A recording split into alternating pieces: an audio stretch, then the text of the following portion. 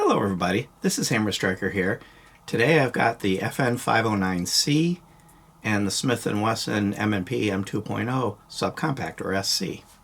Please don't forget to check out our website. Go to our affiliates page. You'll find discount codes for things like Mantis Axe and Core belts, linked to that cool little bore light that we use for lighting up the barrels.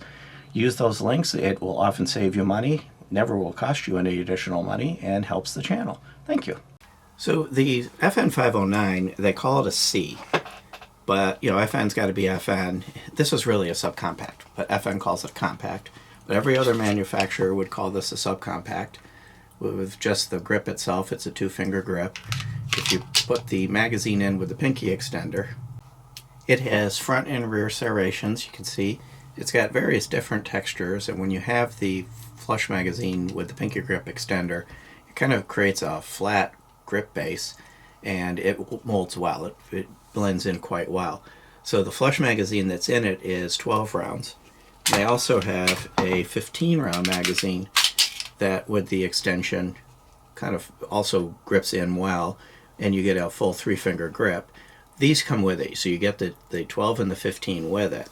Additionally, you do have the availability of a 17-round mag, and there is supposedly a sleeve available for this one. I just don't have one that would integrate it with the grip. And there is a 24-round magazine. So there's a lot of options when it comes to magazine capacities that give you the flexibility you need. So this one here, I don't believe there is a sleeve that will integrate with the grip on this gun, but it'll function. It'll function reliably. So let me set this aside and talk about the Smith & Wesson that is sitting right here. With its flush magazine, it holds 12 rounds as well, and it integrates well. You get about a roughly 2-finger grip on it if you got a hold of it. Maybe a little bit for your pinky, but it's going to kind of hang off the edge. And this also has a pinky extender magazine that's, again, a 12-round mag. With the pinky extender magazine in it is a full 3-finger grip. You have the ability of a 15-round magazine, which really doesn't change the grip over the pinky extender much because the pinky extender hangs down, and a 17-round magazine, which with fully integration, smooth, and it kind of gives a little bit of curvature here at the end. The 17-round is the largest available magazine that I'm aware of at the moment, but Smith & Wesson and this FN, both of them, they're using the same functionality, internal grip functions as their full-size guns. So for example, the regular M&P full-size for this. So all of those magazines will be compatible. So if Smith & Wesson comes up with larger capacity magazines that fit the M&P series, they'll work in the subcompact. They'll just hang further down. Whether or not there'll be a sleeve for them, that's kind of up for debate. So I'm going to kind of clear away some of these magazines to make room.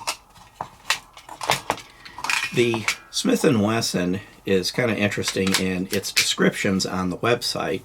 It says available 9, 40, and 45. But when you go to the actual picker part of the website where you have all the various diversity of guns available, it only shows available in 9. So that would almost imply they plan to do this in 40 and 45 and just haven't done it yet. But the descriptions for this actual gun, this model, specifically lists those calibers, but I don't see them as currently available. This one here is currently available in 9mm. I don't expect this to ever be available in 45, but it's potential that they could come up with 40, but as far as I know right now, 9mm is the only option available. From a sights perspective, both of them have replaceable sights.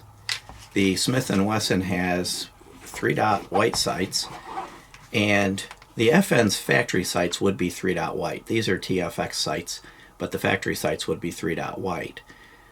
Both of them would be very easy to see at the range and easy to use. Now there is one difference.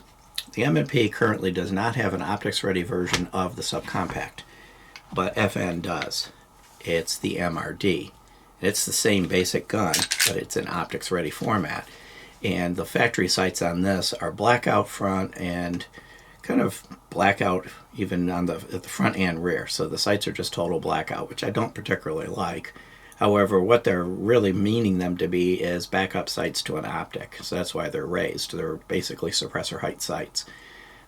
if you put an optic on it, one advantage to the blackout sights is it's easier to ignore them and focus on the dot, which is probably where they were going with that. And there is a tactical version of this available as well that would not only be optics ready, but it would have a threaded barrel. And this, by the way, is a Loophole Delta Point Pro optic. But sticking with apples to apples, I'm going to use the non-optics ready version of the FN509 for this, because there is not currently an optics ready version of this. There is optics ready versions of other guns in this lineup. Wouldn't surprise me for them to come up with that fairly soon, but it currently doesn't have it. You have a 3-slot Picatinny rail on the FN, and you have a 2-slot Picatinny rail on the Smith & Wesson.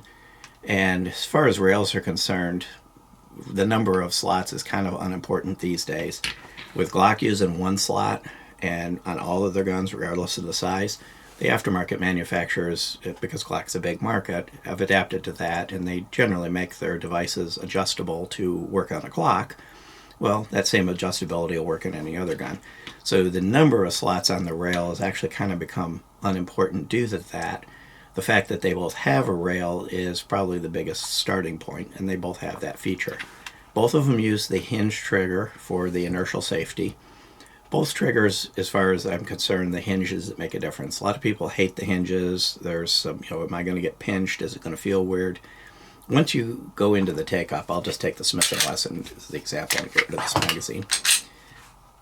Once I start the take-up, that hinge has pivoted to its locked position, and then the trigger feels like any other trigger.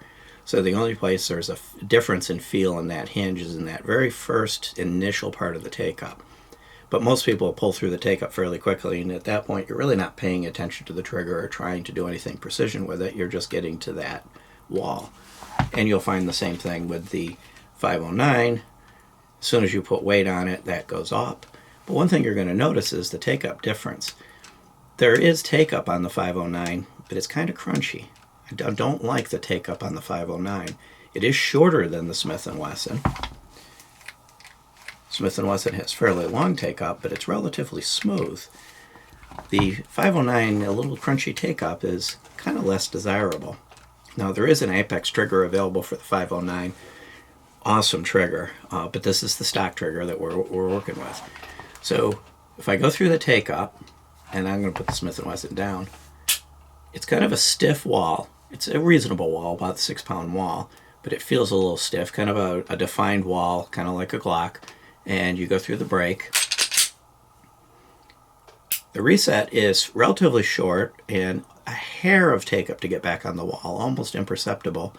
And then again, that nice defined wall.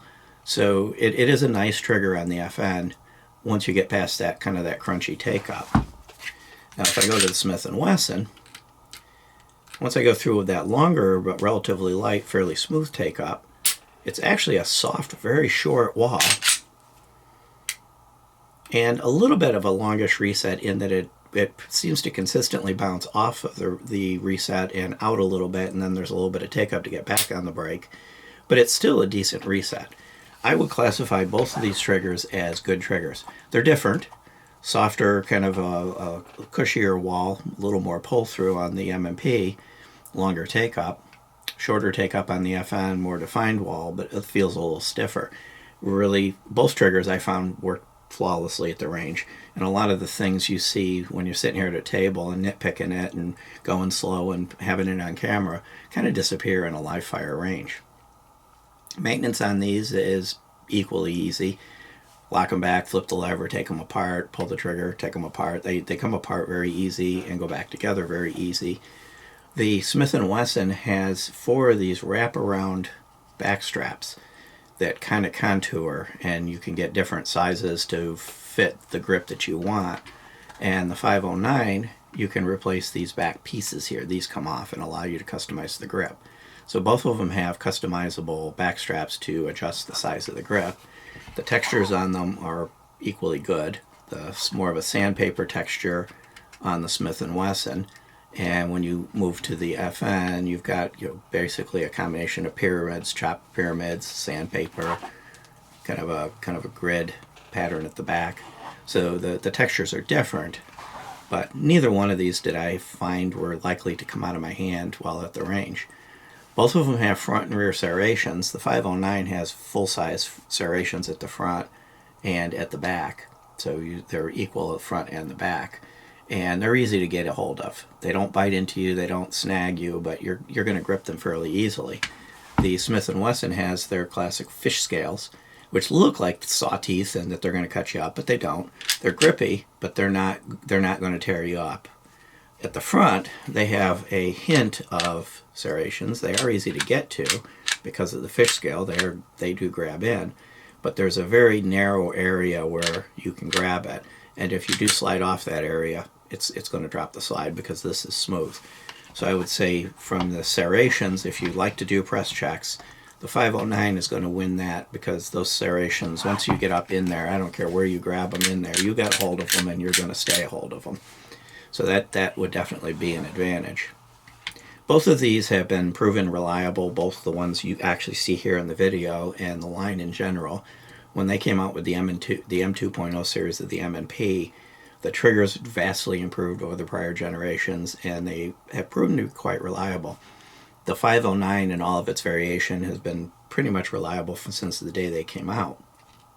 There is a bit of a price difference. Of course, anything FN is going to be a little on the pricier side. $719 for the one you see here, $799 for that MRD I showed a bit ago, and $1,069 if you go to the tactical on the FN. And the Smith & Wesson's about $600, $598. There is a thumb safety version available on the Smith & Wesson that you can get, and you can also get a 10-round only version, so it just comes with two 10-round magazines for state compliance. You can get a 10-round version of the FN as well if you're in one of those states where 10 rounds is the limit you're stuck with. Functionally, I like both guns actually. Now let's talk about specifications and dimensions. And this is where each of the categories the Smith & Wesson's going to win. So the Smith & Wesson is shorter with its flush magazine at 4.5 inches tall versus 4.6. It is shorter lengthwise. If I line up beaver tail to beaver tail, you've got 6.8 on the FN and 6.6 on the Smith & Wesson. Thickness, the 1.35 on the FN and 1.2 on the Smith & Wesson. So 3.6 inch barrel in the Smith & Wesson and a 3.7 in the FN. So theoretically the FN actually wins the barrel length, because a little more barrel length will get you a little bit more velocity. Not going to make a huge difference, but if you're going truly specs. And from a weight perspective, they're close, but the Smith & Wesson edges out with 25 ounces versus 25.5. So in that case, from the specs you look at from a carrier perspective, the Smith & Wesson comes in ahead in those dimensions, but we're talking tenths. It's not coming ahead leaps and bounds where I'm going to be able to put this anywhere I want and I'm going to need to carry this outside the waistband. You're not running into that situation. Those differences and nuances. Honestly, if you like the 509, you're going to have just as equal time finding holsters and the ability to conceal that as you will the Smith & Wesson. But if you're wanting the absolute smallest and lightest between these two, it would be the Smith & Wesson. Between these two, it would be hard for me to pick a winner. The Smith & Wesson has the diversity of sizes, the subcompact, the compact, the full size, with and without thumb safeties. There's threaded barrel versions of the various M2.0 line. And when you get into the F509, other than the thumb safety, which I'm not a fan of anyway, this has similar diversity in that there's what everybody else would call a compact version. They call it the M, the mid-size, full-size, tactical versions with threaded barrels. So you get that magazine capacity, diversity on both of them. They've both proven reliable. Their triggers are similar. And I think really that'll be the difference. I think what's going to make you decide you want one of these or the other is if you're happy a brand affinity, if you like Smith & Wesson or you have other Smith & Wessons. If you happen to be a 509 liker, then that's going to drive you one way or other. But probably it's going to be the trigger. Which trigger design do you like? Do you like the little bit more take up but softer wall, more defined wall? And I think that crunchy take up will kind of go away over time, as I use this gun. And of course, from a trigger perspective, you can put an apex in either one of these and get about the same trigger. So it's really actually kind of hard to call a winner on these, because I think these are both good. And there's nothing that stands out of one or the other that makes one vastly better than the other. Beyond that, if you like our videos, please give us a thumbs up, share, subscribe, click that bell to be notified. Check us out on Facebook, Patreon, Instagram, Twitter, Getter, Rumble, pretty much everywhere. And thank you.